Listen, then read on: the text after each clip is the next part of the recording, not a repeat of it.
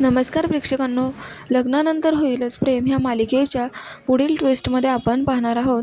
रम्या आता वसूला म्हणत असते की आई, अगं ती नंदिनी कधीपासून घराबाहेर आहे, काही पुरावा तर घेऊन येणार नाही ना, तिच्या हाती काही लागणार तर नाही ना.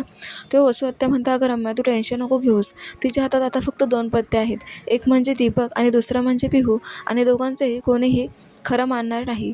तर इकडे आता जीवा त्याच्या रूममध्ये असतो. मानेने त्याला विचारतात, काय रे जीवा, कसल्या काळजीत आहे?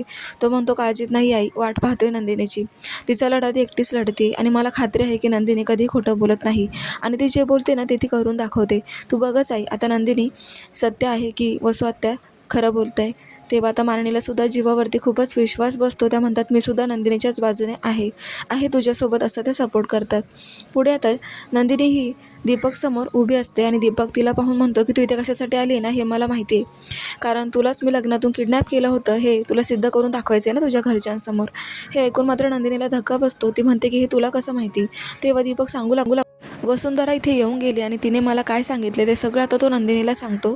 त्यानंतर तो म्हणतो, हे बघ, तू जर मला ह्या केसमधून बाहेर काढलं तर मी तुझ्या बाजूने तुझ्या घरच्यांना सिद्ध करून दाखवेल की वसू आत्याच ह्या गुन्हामागे खरे आरोपी आहेत, असं मी सांगून देईल. बघ आता तुझ्या हातात आहे, ह्या केसमधून मला बाहेर काढलंस तरच मी तुझ्या बाजूने साक्ष द्यायला तयार आहे. प्रेक्षकांना खूप जबरदस्त तर आला आहे. पाहायला विसरू नका लग्नानंतर होईलच प्रेम.